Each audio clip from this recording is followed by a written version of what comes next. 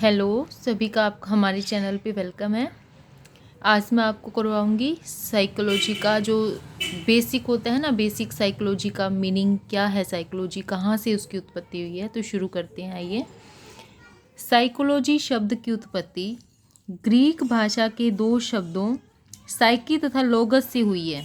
Psyche शब्द का अर्थ है आत्मा तथा लोगस शब्द का अर्थ है अध्ययन। अतः साइकोलॉजी का शाब्दिक अर्थ है आत्मा का अध्ययन। Psyche plus लोगस psychology, psyche plus लोगस psychology, ऐसे भी लिख सकते हैं इसको।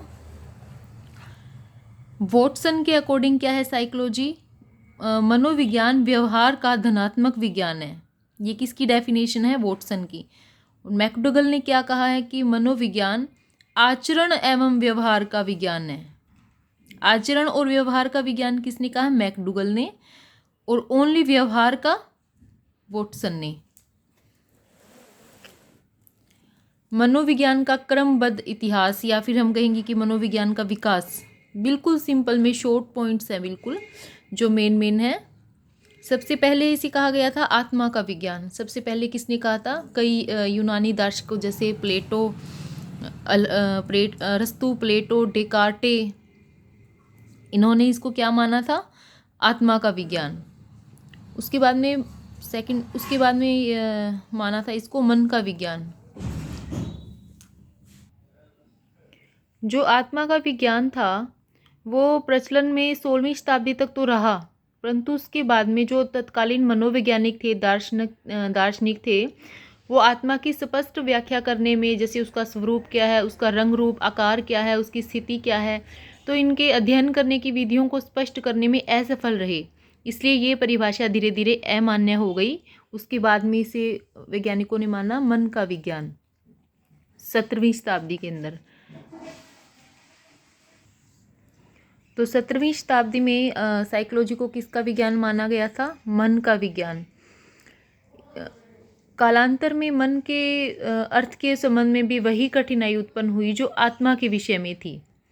यानी इसका ना तो मतलब रंग रूप स्वरूप अध्ययन कैसे करें, ये विधियां स्पष्ट करने में वैज्ञानिक असफल रहे, तो धीरे धीरे मन को भी नकार दिया। उसके बाद में 19वीं शताब्दी में मनोविज्ञान को चेतना का विज्ञान माना गया। चेतना का विज्ञान किसने माना? William James, William Wundt, James सली और फ्राइड। ये इसके मेन मनोवैज्ञानिक थे जिन्होंने आत्मा को किसका विज्ञान माना था? चेतना का विज्ञान। अब चेतना के संबंध में भी वही हुआ कि सारे वैज्ञानिक एकमत नहीं हो पाए, तो ये परिभाषा भी अमान्य हो गई। तो फिर उसके बाद में लास्ट में 20वीं शताब्दी में मनोविज्ञान को व्यवहार का विज्ञान माना गया। और इसको व्यवहार का मेन विज्ञान किसने माना था? वॉटसन, जैसे ये मैकडुगल, वुडवर्थ, स्किनर, ये सारे कौन से हैं?